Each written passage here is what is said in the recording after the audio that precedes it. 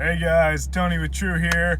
I'm talking today about the Hustler Trimstar. A lot of you know it's my favorite machine. I've talked about it a lot. I boast about it a lot on my groups on Facebook, on my business page. But a lot of people ask me, why do you like it? What do you like about it? So I'm going to go over that. I'll show you in person right around the machine. We'll get to that in a second.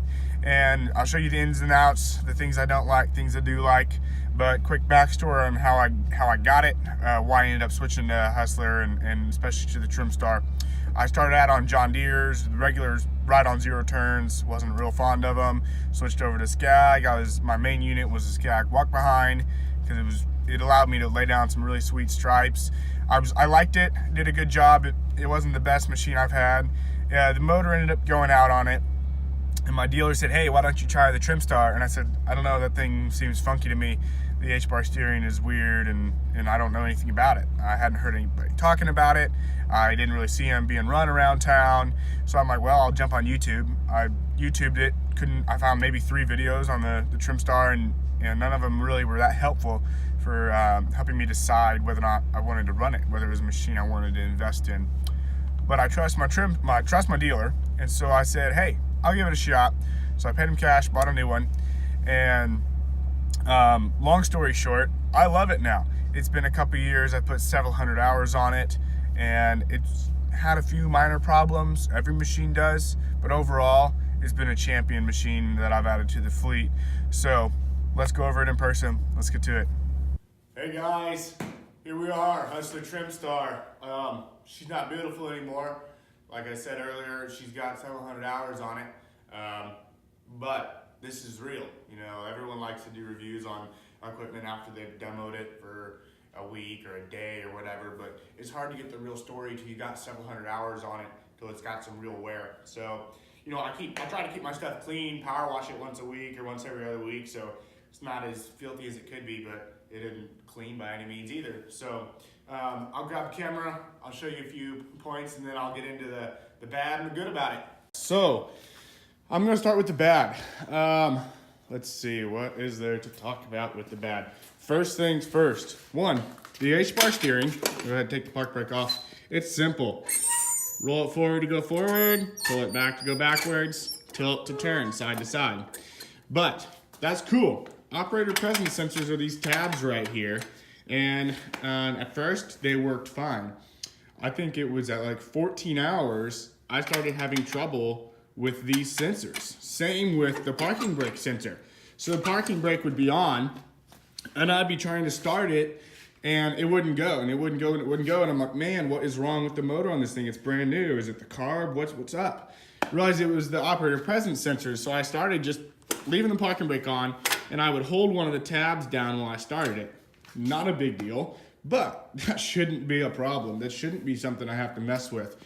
Over time, these sensors started going out altogether, where I'd be running it and even just slipping off the tab a tiny bit, like right in that range, it would start wanting to shut down. And that's all the way off. So up here, I shouldn't have been having any problems. That's my biggest complaint about the Trimstar. So all in all, not a big deal. I've ended up working with the wiring, getting it set where it's not a problem for me, but it ought to come stock where that's not an issue. Another issue is these grip tabs on the steering bars. They wear out. You can see this one, it's missing almost all of them. The right hand is not far behind. So that's something, some more durability on those would be handy for sure. Goodness, there's not a lot else that I don't like about it. Belts are easy to get to. Blades are super easy to get to.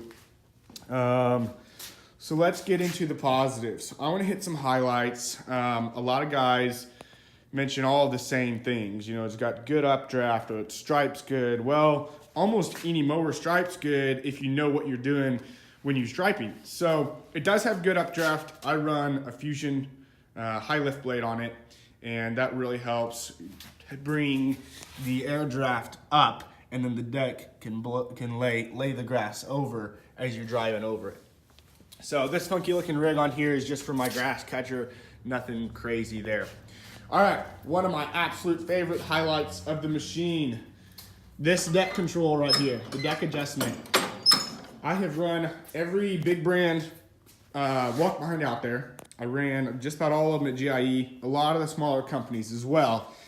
And from my knowledge, don't quote me on this, but from what I can tell, Hustler is the only walk behind that has an adjustable deck from the operator position.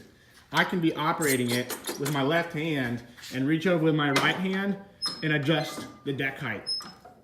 In other words, I can feather it. So because you can run this unit with only one hand, I can be running it with my left hand, and if I need to go over a hump in the lawn, I can just raise that deck up a little bit while I go over the hump. As I come back down, I can let it back down.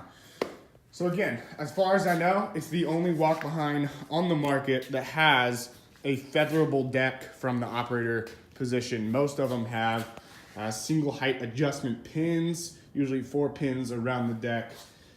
That's pretty annoying. I like the fact that you can feather this. As I noted earlier, you can run it with one hand. When you're out there running all day, you know, you get itchy, you get stuff in your eyes, you get blasted in grass, whatever. You want to wave to your customer, whatever it is that's going on. You can just run this thing with one hand. Most walk behinds, unless you're in the full forward driving position, it requires you to have both hands operating at the same time. So that's a huge plus for me. One of the other big pluses is the size of these tires. These tires are quite a bit bigger than most of the walk behind tires. These are a 20-inch tall by 10-inch wide Grassmaster tire. It's a great tire to begin with. It's also a bigger size. So it gets over curbs a lot easier. It does a lot better in soft conditions. Overall, it really handles the driving of this machine much better than a lot of the other walk behind tires. The motor, it's Kawasaki FS600V. Not a lot to be said. Most brands have a Kawasaki option motor. I like it. It's worked well. Fuel tank.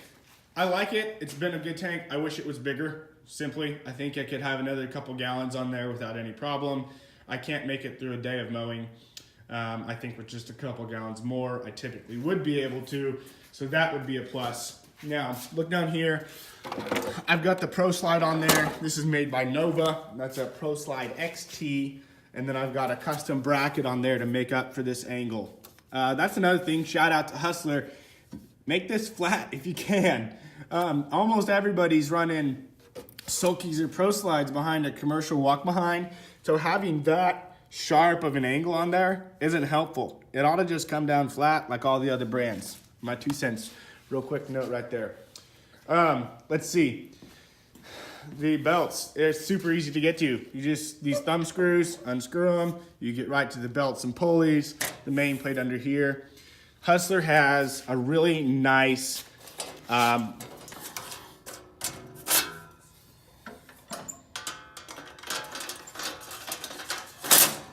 just take off these first 2 thumb screws, loosen the back 2. This whole plate slides right out. You set it to the side and you're right into the belts. The adjustment is simple. You grab the chain, you pull it tight, and then you can either loosen or tension this spring according to the wear on your belt. It also makes it really easy to get off of this pulley whenever you're ready to change out a deck drive belt or a PTO belt. So that's really simple. I love that deck belt adjustment system that Hustler's got on here. So I think that's about a wrap. There's not a lot more to talk about that's not common on a lot of units, but those would be my highlights. Big tires, one-handed steering, able to feather the deck. That's a deal maker right there. Just being able to feather the deck is enough to sell me on this unit. All the other features are cool, but that's number one by far. So shout out to Hustler. You're building a one-of-a-kind machine on the market today, and thanks for it. You're doing great. Keep it up. That's all I've got for you guys. I'll throw in a little bit of footage of this sucker at work and just at the end of this video. Stay tuned and give it a like and share. Thanks.